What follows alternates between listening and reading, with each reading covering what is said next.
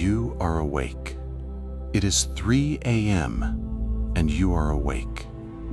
Not because you chose to be, not because you wanted to be, but because there is a weight inside your chest that will not let your body rest. And so you stare at the ceiling, trying to name what you are feeling, but it has no name. It is just weight, just exhaustion, just darkness. It is just a quiet voice deep in the back of your mind, whispering that maybe things will not get better, that maybe this is what life has become, that maybe you have reached a place from which there is no way back. No one knows you are carrying this. You learned how to smile during the day. You learned how to answer, "I'm fine," when people ask. You learned to hold everything inside before anyone could see it. You learned to be strong in front of everyone and fall apart only when the door closes and there is no one left to witness it. That is the reality for many people. Perhaps it is yours right now. But at night, when there is no audience, when there is no one left to protect, what is inside begins to surface. And what is inside hurts, not in a way you can easily explain, in a way you can only feel when you are alone, when silence stops being silence and begins to speak. 2,000 years ago, a man climbed a hillside. He sat down and he began to speak. The first words he spoke were not for the powerful. They were not for those who had everything figured out. They were not for those who slept peacefully through the night. His first words were for you. He said, "Blessed are those who mourn."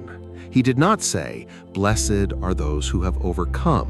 He did not say, "Blessed are those who are already healed." He did not say, "Blessed are those who no longer need to cry." He said, "Those who mourn," present tense, right now, in the middle of the pain, in the middle of the night that refuses to end.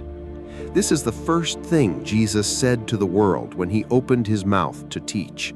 It is not a promise for later, it is a declaration about now. Your pain is not evidence that God is distant. It may be exactly the place where he chooses to come closer than he ever has before. Psalm 34 says something that few people notice on the first reading. It does not say that God is near to those who have already been healed. It does not say that God is near to those who have already made it through. It says, "The Lord is near to the brokenhearted." Brokenhearted, not fixed, not restored, brokenhearted. That is the condition of entry, not the condition of exit. You do not need to be whole to have access to God. You need to be honest about how broken you are. There is an enormous difference between those two things, and Jesus chose to begin with exactly that difference.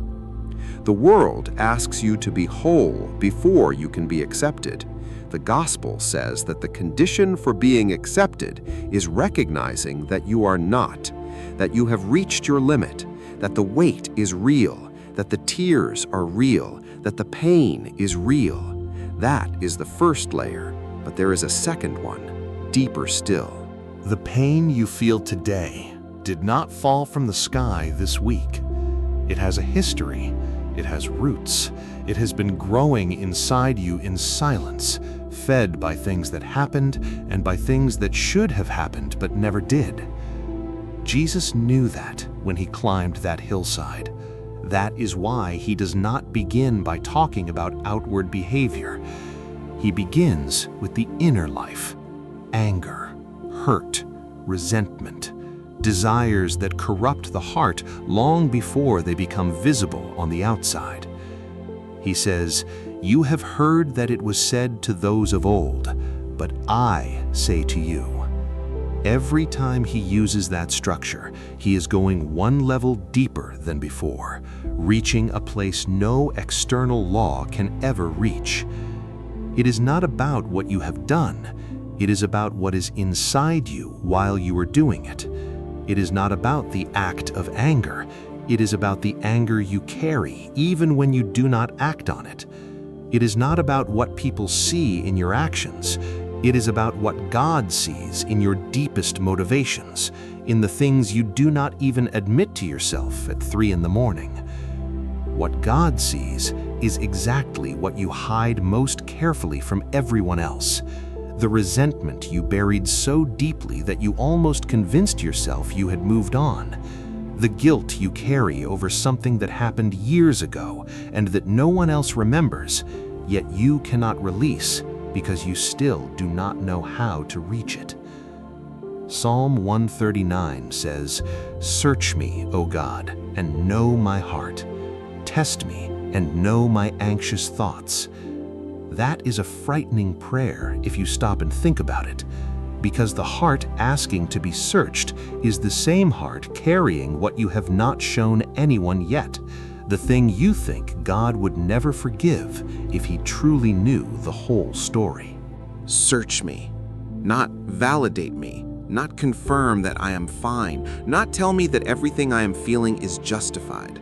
Search me, because there is something inside me that is silently destroying me, and I no longer know how to reach it on my own. That is the prayer of people who are being completely honest with God about themselves. And Jesus does not avoid that honesty. He enters into it. Psalm 51 was written by someone who reached the depths of his own heart and did not like what he found. David did not write that psalm during a moment of spiritual victory. He wrote it during a moment of total collapse, when there was no longer any way to pretend that everything was fine, not even to himself. And what he asked for was not protection. He did not ask God to ignore what he had seen. He did not ask God to act as though it had never happened. He prayed, "Create in me a clean heart, O God, and renew a right spirit within me." Not repair, create, as though the existing material was not sufficient for the restoration that was needed. As though something entirely new was required, something only God could bring. This is what honesty before God produces when you stop trying to appear well and begin being real about how deeply you need Him. Not the suppression of pain, not pretending that everything has already been resolved. The beginning of a transformation that first requires the wound to be acknowledged. Then, Matthew 6 shifts the entire perspective. Jesus is not speaking about prayer in general, about technique, frequency, or finding the right words to say. He is talking about a room, a closed door, a secret place where there is no performance left to give, where only you and God exist together. Go into your room, close the door, and pray to your Father who is in secret. A room, a closed door, secret. This is the setting Jesus chose to describe the most real encounter possible with God. Not the temple, not the ceremony, not the place where people can see you. It is the room. It is the middle of the night. It is you alone with the weight you have shown no one, with the tears no one has seen falling down your face, with the questions you do not have the courage to ask out loud because you are not even sure you want to hear the answers. This is the place Jesus chose to describe the most genuine encounter with the Father. And Jesus says, "Your Father sees in secret." Not "your Father will hear when you speak," not "your Father will answer if you ask the right way," not "your Father will pay attention when you find enough words to explain yourself." He sees. Before the prayer, before the words, before the sentence, before you can organize what you feel into something that makes sense, before you know exactly what you need to ask for, before you have the courage to admit to yourself what is really happening inside you, Before you open your mouth, bow your knees, or do anything that would look like prayer to someone watching from the outside, He already sees and He does not turn away. Psalm 62 says, "Pour out your heart before Him." Pour it out. Not presented in an organized and coherent way, not formulated in proper and respectful language, not pray when you are ready and composed enough. Pour it out. Like someone spilling a cup, like someone who no longer has the strength to hold what has been building up inside with nowhere left to go. There is a psalm that begins like this: "How long, Lord, will you forget me forever? How long will you hide your face from me?" That is Psalm 13, the very first line. No setup, no context, no careful introduction designed to avoid sounding ungrateful or desperate, just direct honesty. How long? It is the question of someone who has reached their limit. This is not the statement of weak faith. It is the statement of someone being completely honest with God about where they are. And God does not correct the psalmist. He does not say, "Rephrase your question with more reverence." He does not say, "That is not an appropriate prayer to bring before me." Instead, He preserves those words forever within Scripture. He places them in the Bible so that every person who would arrive at that same place throughout the centuries would know this too is prayer. Your despair is also prayer. Your confusion is also prayer. I no longer know what to ask for is also prayer. The tears without words at 3 in the morning are also prayer. It all reaches Him. The Father who sees in secret does not need eloquence. He does not need carefully chosen theological vocabulary. He does not need you to be composed, articulate, and emotionally organized before you come to Him. He needs you, just as you are right now, with the weight you are carrying in this exact moment. In Matthew 7, there is a word that Jesus repeats 3 times across 3 different verses. Ask, and it will be given to you. Seek, and you will find. Knock, and the door will be opened to you.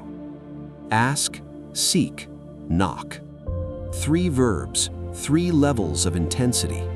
It is as if Jesus knew that not everyone arrives in the same condition, and that each condition has its own way of reaching the same God who stands on the other side of the door. But there is a kind of suffering that cannot be contained within the walls of a room. It is the kind that comes from outside, in waves, without warning. The kind that appears in the news, in conversations, in the collective feeling that the world is losing control and no one knows how to hold on to what seems to be slipping through everyone's hands at the same time. Mark 4 describes a night on the Sea of Galilee. Jesus is in the boat with His disciples. A storm rises without warning, not a light rain that quickly passes. A storm so severe that experienced fishermen, men who had known those waters since childhood, believed it was capable of sinking the vessel and taking every one of them down that very night. Waves crashing over the vessel, wind that would not let up, water pouring in from every side, arms growing weary from rowing against what could not be overcome by rowing. And Jesus was asleep. That detail matters more than it seems. He was not distracted. He had not left the boat. He was there, in the same boat, in the same storm. And the disciples come to Him with a question that is not theological, it is emotional. It is the question of people who are afraid and cannot understand the silence of someone they love. Do you not care that we are perishing? That is the question of someone who has lost their job and cannot understand why God did not act before they reached the bottom of their financial limit. It is the question of someone who is sick and cannot understand why healing has not come. of someone who has lost a loved one and does not know how to reconcile the pain with the idea of a God who could have prevented it, yet did not. Of someone who has prayed and continues praying while the boat keeps rocking and the answer still does not arrive in the form that would make sense to the person living through the crisis. Jesus wakes up. He looks at the wind, he looks at the waves, and he speaks 2 words, "Be still."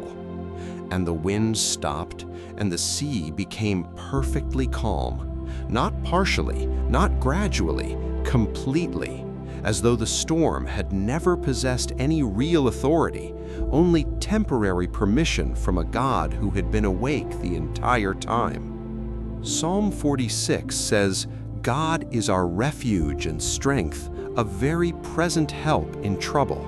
Therefore we will not fear, though the earth be removed, and though the mountains be carried into the midst of the seas, though its waters roar and are troubled, though the mountains shake with their swelling." Very present. Not present only in theory, not present only in the doctrine you learned when life was going well, present in the boat, present in the storm, present while the waves crash, while the water pours in, and while fear shouts louder than any prayer you can form in that moment. The same Christ who seems silent is the same Christ who is in the boat with you, not outside, watching from a safe distance, inside, in the same place, on the same night. And when he acts, he does not act halfway. He does not act with hesitation. Be still. 2 words, the storm undone, not because the pain was small. Psalm 107 describes what that night represents for everyone who came afterward. Then they cried out to the Lord in their trouble, and he delivered them from their distress. He calmed the storm, and its waves were hushed. Then they rejoiced because they were quieted, and he guided them to their desired harbor. They cried out. That was enough. But what about when the storm lasts too long? And what about when the boat keeps rocking, the calm never comes, and you no longer know whether you have enough faith left to keep asking? And what about when your prayers seem to return unanswered and silence begins to feel like rejection, and you start wondering whether you're doing something wrong or whether God even hears you? Mark 9 contains a scene that few people recognize as revolutionary. A father comes to Jesus with a son who has been suffering for years, and he says something that no preacher would ever write as a model of mature and unwavering faith. If you can do anything, have compassion on us and help us. If you can, with all the uncertainty contained in that if.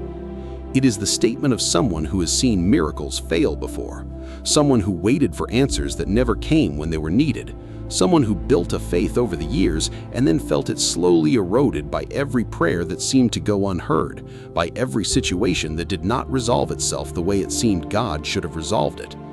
Jesus does not rebuke the if, he responds to the condition of the heart behind it. And then the Father speaks perhaps the most honest sentence in the Gospels. I believe, help my unbelief. Faith and doubt, together in the same sentence before the same Christ, without first resolving the contradiction. And Christ healed the son without requiring that it be resolved. He did not wait for the Father to organize his theology first. He did not say, come back when your faith is cleaner and more certain. He acted. Psalm 73 is the psalm of someone who almost lost his faith completely. Asaph writes, my feet had almost stumbled. Almost, but he did not fall. Not because he was strong, because he was honest enough to keep coming even when he was not completely sure where the road would lead. Matthew 6 contains an entire section that Jesus dedicates to one thing: anxiety. He does not touch on the subject briefly. He does not mention it in passing while talking about something else. He stops, he looks at the people, and he speaks directly about the fear of tomorrow that consumes the mind before tomorrow even arrives, about the weight that does not belong to today. Do not worry about your life, what you will eat or what you will drink, nor about your body, what you will wear. But what stands out is not only the command not to worry, it is the argument he uses to support that command. He does not appeal to willpower, he appeals to evidence. He points to the birds, he points to the lilies of the field, and he says, Look at how God cares for what has no voice to ask, for what has no awareness to give thanks, for what exists without even knowing it exists, and yet is still provided for. If he does that for the fields and for the birds, what do you think he does for you who were made in his image? Psalm 121 is built entirely on that same logic. I lift up my eyes to the hills. From where does my help come? My help comes from the Lord who made heaven and earth. The question and the answer in the same verse, the doubt and the resolution in the same breath, as though the psalmist knew that questions and faith can coexist in the same moment. And then the psalm goes deeper with deliberate repetition. He who keeps you will not slumber. Behold, he who keeps Israel shall neither slumber nor sleep. Twice in 2 consecutive verses, as though God knew that in anxiety you need to hear the same thing twice before you begin to believe it. While you were awake at 3 in the morning, God is not asleep. He is watching. He is present. But there is a form of suffering that anxiety does not produce on its own. It needs help. And that help has a name that most people avoid speaking because saying it hurts more than pretending it is gone. That help is called unresolved resentment, an old wound, what remains between you and someone else and may never be resolved. Matthew 18 contains one of Jesus' most uncomfortable parables. A man owed the king an unpayable debt.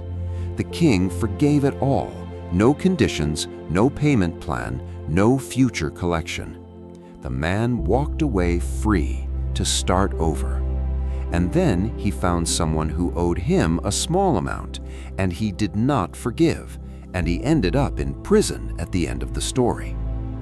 Jesus does not tell this parable to speak about ingratitude in general.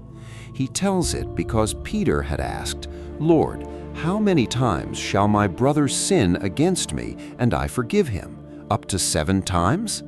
And the answer is not simply forgive because it is the right thing to do. The answer carries an emotional logic that goes beyond morality. The man who refused to forgive ended up in prison, and the people who know that prison best are those who carry old resentments, not the person who caused the hurt, the person who was hurt and could not let go. Psalm 32 describes what life was like before forgiveness with a phrase that no one forgets after reading it carefully. When I kept silent, my bones grew old through my groaning all day long. My bones grew old. That is the body paying the price for what the soul refused to release. Holding on to resentment carries physical weight. Holding on to guilt carries physical weight. And in Matthew 18, Jesus is not asking you to pretend it did not hurt. He is saying this, letting go is not for the other person, it is for you, so that the past will stop having power over every day that is still yet to come. Matthew 7 contains an image that brings everything together.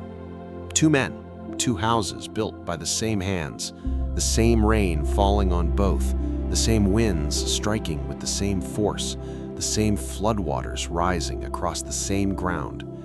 The difference is not that one suffered while the other was spared. The difference is the foundation. Jesus does not promise that those who follow him will never face storms. He does not promise an absence of rain. He does not promise gentler winds for those who believe. He promises that when the storm comes, and it will come, the house will not fall. Not because the rain will be lighter, but because what lies underneath cannot be moved by what falls upon it. Psalm 61 says, "When my heart is overwhelmed, lead me to the rock that is higher than I." Higher than I. That is what you cannot do for yourself in the middle of a storm.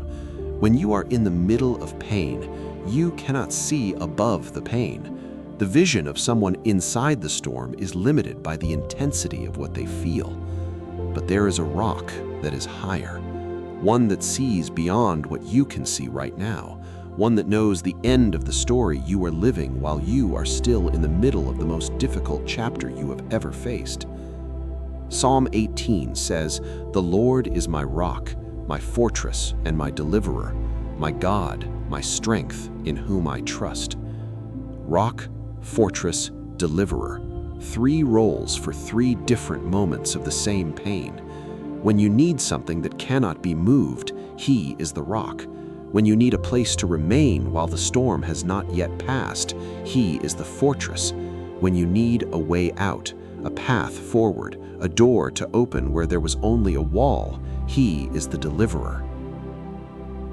From the poor in spirit to the man who built his house upon the rock, from the closed room at 3 in the morning to the boat in the middle of the storm, from the words, "How long, Lord?" to the words, "Be still." From the Father who said, "If you can," to the Son who was healed, Jesus walked every step of that distance, not to demonstrate power, but to show that no point along that journey is beyond His reach. You have made it this far in this video. That was not an accident. People who are completely fine do not usually watch a video like this all the way to the end. Something brought you here.